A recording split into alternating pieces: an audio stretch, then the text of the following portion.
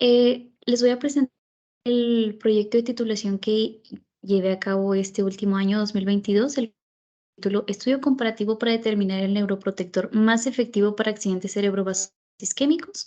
Mi nombre es Yajaira Judith Figueroa Loya, mi asesor fue el doctor Cristian Chapagón y mi profesor de la materia el doctor José David Díaz Román.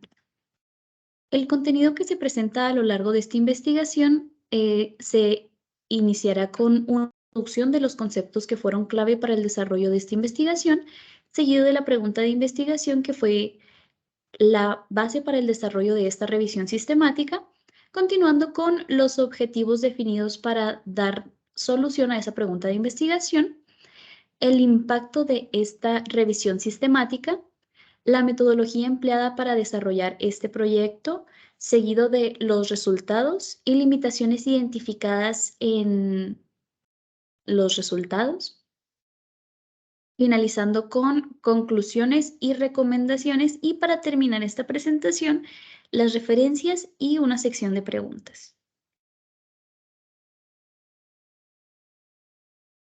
Los accidentes cerebrovasculares isquémicos ocurren cuando una arteria principal que irriga el cerebro se ve ocluida por múltiples factores. Los accidentes cerebrovasculares se clasifican en 3 distintos tipos, iniciando con los accidentes cerebrovasculares isquémicos, los cuales tienen una tasa de incidencia del 80%.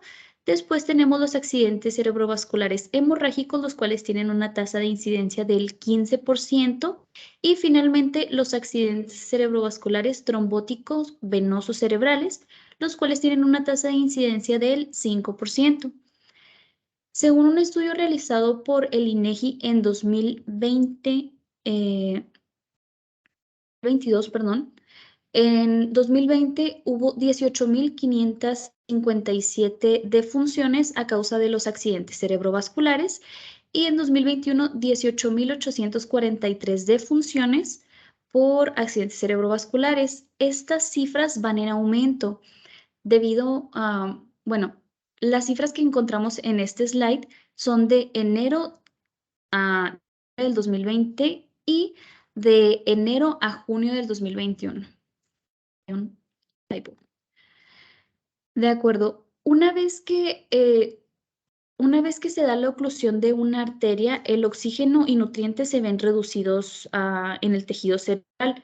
Sin embargo, el cerebro continúa con sus funciones biológicas y el primer evento químico que se desencadena de la obstrucción de una arteria es la isquémica.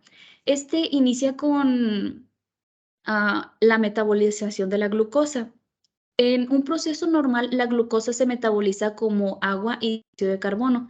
Sin embargo, ahora que el oxígeno y nutrientes se ven reducidos, la glucosa se empieza a metabolizar como ácido láctico. Entonces, esto disminuye el pH y causa una acidosis, lo que desnaturaliza a las proteínas y afecta a las enzimas pH dependientes. Después, a la par con la reducción de oxígeno y nutrientes, se ve disminuido el ATP, lo que afecta la bomba sodio-potasio ATPasa, haciendo que el potasio salga al espacio extracelular y junto con la diferenciación del pH cambia la polaridad de los canales de calcio. Entonces, estos canales de calcio permiten la salida y entrada de calcio indiscriminadamente. En este caso, el calcio entra al interior de la neurona, aumentando en un gran volumen el porcentaje de calcio, lo que afecta a las neuronas y las infla hasta que estallan. Entonces, una vez que ese calcio que infló a una neurona y la hizo estallar, sale, se disipa y va a las neuronas para continuar el mismo proceso. Y así es como se da la muerte celular y la neuroinflamación. La metodología empleada para las investigaciones selectas para esta revisión sistemática fue la metodología oclusión de la arteria cerebral media, la cual consta de 8 pasos. El primero es la selección de los sujetos de prueba. Primero se identifica una especie, ya sea de rata o de ratones, un rango de peso en el estar todos los sujetos de prueba y se procede a hacer una intervención quirúrgica en la parte del cuello. Esta intervención quirúrgica consta de hacer la simulación de un infarto cerebral, es decir, se va a ocluir la arteria cerebral media de la siguiente manera. Primero se van a poner suturas temporales para ocluir la arteria carótida externa, arteria carótida común y la arteria carótida interna. Después se va a hacer una incisión por la arteria carótida externa para introducir un monofilamento de nylon. Este monofilamento tiene como objetivo el suministro de oxígeno y nutrientes, evitando el paso del flujo de la sangre. Entonces, una vez que se introduce el monofilamento, se realizan las suturas temporales y se dejan ahí lo que dure la experimentación. En este caso, tenemos dos clasificaciones para esta metodología. Puede ser oclusión de la arteria cerebral media transitoria, es decir, que la oclusión dure 1 hora o menos, o oclusión de la arteria cerebral media permanente. Esto con el objetivo de simular los accidentes cerebrovasculares isquémicos transitorios o los accidentes, bueno, se les llama infartos cerebrales. Una vez que se hace la simulación del infarto cerebral, se le suministra un medicamento a los sujetos de prueba y se les deja el tiempo que se haya definido para la investigación, ya sea accidente transitorio o infarto cerebral. En nuestro caso, nos interesan los accidentes cerebrovasculares isquémicos permanentes. Entonces, los sujetos de experimentación duraron 24 horas con el filamento y se les suministró un medicamento 30 minutos después de la intervención quirúrgica. Una vez pasadas estas 24 horas, los sujetos de prueba fueron anestesiados hasta que murieron para pasar al paso 5, que es la extracción de los cerebros. Una vez que se anestesia al sujeto hasta que muera, se extraen los cerebros y se cortan en secciones transversales para evaluar el tejido afectado. Así es como se ven las secciones transversales. Y después pasamos al paso 6, el cual consta de emplear una técnica de tinción donde se somete cada tejido en un líquido llamado cloruro de 2,3,5-trifeniltetrazolio. Este tejido interactúa con el plástico cambiándolo de color blanco. Esto con el propósito de mejorar el contraste y que el tejido que se dañó pueda ser identificado. Después se emplean técnicas de imagenología. La figura 6 es un ejemplo de cómo se ve este proceso, ¿de acuerdo? Aquí ya esta imagen es real, son secciones transversales de un cerebro que fue sometido a cloruro de 2,3,5-trifeniltetrazolio y después se emplea una técnica de imagenología en donde se cuentan los píxeles totales del tejido y se separa del tejido que fue afectado para evaluar cuál fue el porcentaje de infarto. Finalmente, esta información se documenta y se compara de todos los sujetos de prueba, es decir, si se emplearon 20 sujetos de prueba para la experimentación, este porcentaje se suma y se promedia. La pregunta de investigación con la cual se llevó a cabo el desarrollo de esta revisión sistemática es la siguiente. ¿Cuál es la sustancia neuroprotectora que reduce en mayor porcentaje el volumen de infarto en modelos preclínicos? Con base en esta pregunta de investigación, tenemos una serie de objetivos específicos, los cuales constaron de extraer los resultados de investigaciones con efectos positivos para reducir el volumen de infarto. Después se concentró toda la información relevante para nuestra investigación, se llevó a cabo una comparación con base en los datos extraídos y se identificó cuál fue el neuroprotector más efectivo para reducir el volumen de infarto. Todo esto con el objetivo general de determinar cuál fue el neuroprotector más efectivo para disminuir en mayor porcentaje el volumen de infarto. El impacto de esta investigación es debido a que las principales causas de discapacidad adquirida según la Organización Panamericana de Salud son las enfermedades vasculares. En primer lugar tenemos las enfermedades isquémicas del corazón y en segundo lugar son los accidentes cerebrovasculares. Esto con base en una estadística del 2019. La metodología empleada para el desarrollo de esta revisión sistemática fue la siguiente. En primer lugar, se desarrolló un protocolo en donde se definieron aspectos importantes para el desarrollo de la revisión sistemática. Después se definieron los criterios de elegibilidad, es decir, criterios de inclusión y exclusión para los artículos que formarían parte de esta revisión. Pues se seleccionó las fuentes de información, en este caso las bases de donde se extraería la información. Nosotros empleamos ScienceDirect, EBSCOhost y PubMed. Después, para delimitar los resultados de búsqueda, desarrollamos una estrategia de búsqueda con booleanos para definir cuáles eran los términos importantes y que únicamente tuviéramos de resultados los artículos que eran de relevancia para este proyecto de titulación. Después se seleccionaron las fuentes de evidencia con base en los criterios de elegibilidad previamente definidos y se llevó a cabo la tabulación de datos, extrayendo la información relevante para nuestra investigación en la sección de elementos de datos. Finalmente, se llevó a cabo una evaluación crítica de las fuentes de evidencia individuales para evaluar la credibilidad de cada artículo individualmente y finalmente se sintetizaron los resultados. Para llevar un cribado de artículos de la manera más efectiva, empleamos un diagrama prisma.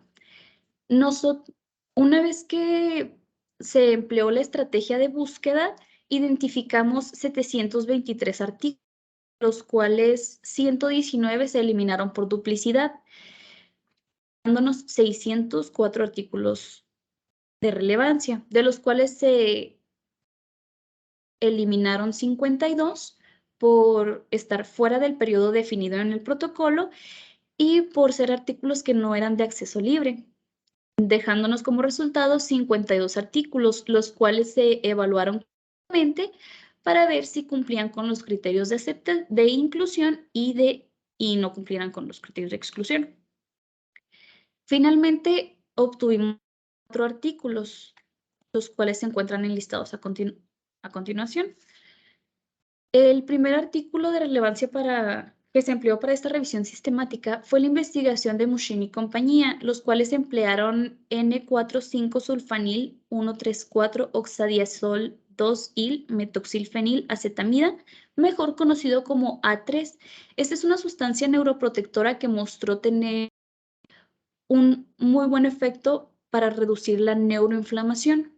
Después tenemos la investigación de Shang y compañía. Ellos emplearon W26B. Esta es una patente proveída por Beijing Hongqiu Medical Technology, la cual mostró unas buenas propiedades antiinflamatorias, además de proteger muy bien la barrera hematoencefálica. Después tenemos la investigación de Shang y compañía empleando la genocida F11. Esta sustancia disminuyó la muerte celular y también tuvo buenas propiedades antiinflamatorias. Y para finalizar, tenemos la investigación de Ali y compañía, los cuales emplearon melatonina por sus buenas propiedades antiinflamatorias, además de identificarlo como un protector en los efectos de la sinapsis. Después de identificar los 4 artículos de relevancia para esta investigación, los cuales cumplieron con nuestros criterios de inclusión, sometimos individualmente a una evaluación crítica empleando la herramienta Circles, el cual es un artículo que identifica 10 características con las cuales debe de cumplir una investigación para tener gran credibilidad. Los resultados se presentan en la figura 8, es decir, las investigaciones que tuvieron un mayor porcentaje de credibilidad fueron la investigación de Mushin y compañía y la investigación de Shang y compañía.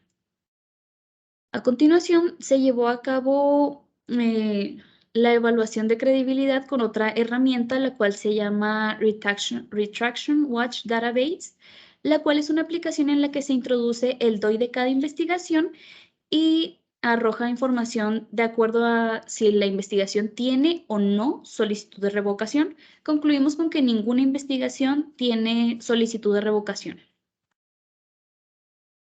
Con base en los resultados extraídos de cada investigación, obtuvimos la gráfica 1, en donde tabulamos el porcentaje del volumen de infarto en los sujetos vehículo y los sujetos en los que se suministró el medicamento. Las investigaciones emplean 3 sujetos. El primero son los vehículos. Es aquel paciente en el que se simula el infarto cerebral, pero no se suministra ningún medicamento.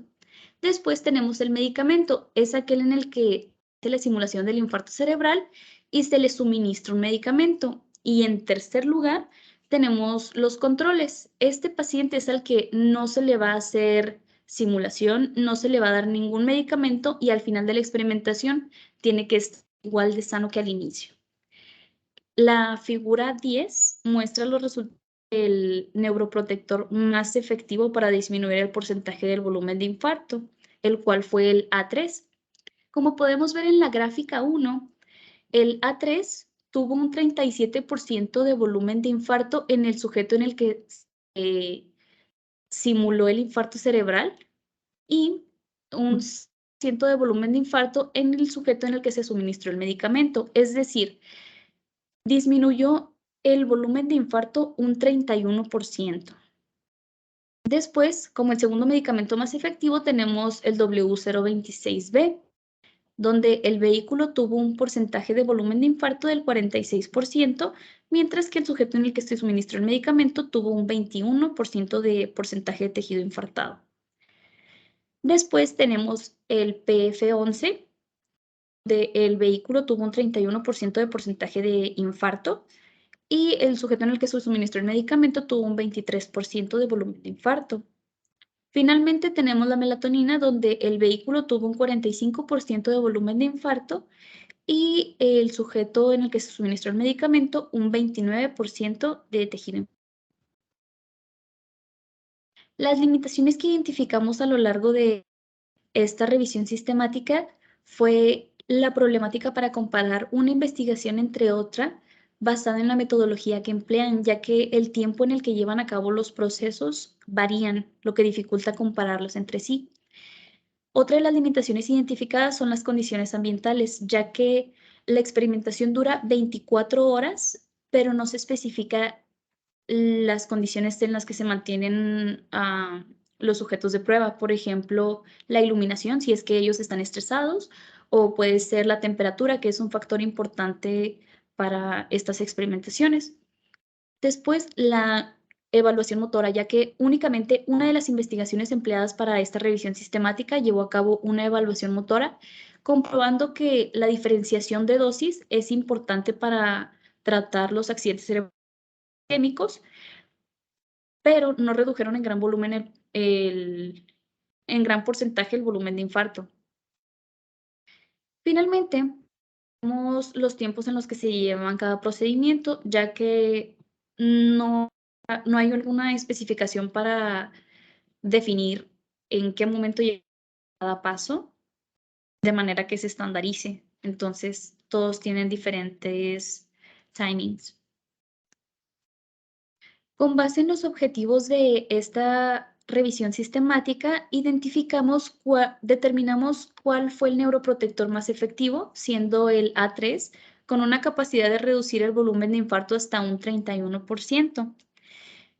Además de esto, identificamos que la diferenciación de dosis es muy importante, aun cuando el volumen de infarto no se ve muy reducido, tal cual fue los resultados de investigación del PF11, donde emplearon 2 dosis distintas, pero no hubo mucha diferencia entre la reducción del volumen de infarto, sino los pacientes que tenían una dosis que estaban recibiendo una dosis más alta, mostraron tener mayor función motora, a diferencia del otro grupo que tuvo una dosis de medicamento más baja. Esto es muy importante, ya que tratar oportunamente un accidente cerebrovascular isquémico con un tratamiento efectivo puede reducir hasta un 20% la probabilidad de adquirir una discapacidad permanente. Las recomendaciones que hacemos para futuras investigaciones son hacer una aleatorización, es decir, a todos los sujetos de prueba para las experimentaciones, para que los grupos se puedan mezclar entre sí, entre controles, vehículos y medicamentos. Esto con el objetivo de que todos estén en igualdad de condiciones. También sugerimos especificar las condiciones en las que se tienen a los sujetos de prueba, además de las especificaciones de medicación. En qué momento se suministró el medicamento y cuál fue la vía en la que se suministró. Finalmente, llevar a cabo una evaluación motora para evaluar si bien no se disminuyó el porcentaje del volumen de infarto, cuáles fueron los efectos que tuvieron a nivel motor. De las referencias empleadas para esta investigación, me gustaría destacar la segunda, la cual son las de funciones registradas en México por la INEGI, y la tercera referencia, la cual es de las principales causas de discapacidad a nivel mundial, proveídas por la Organización Panamericana de la Salud.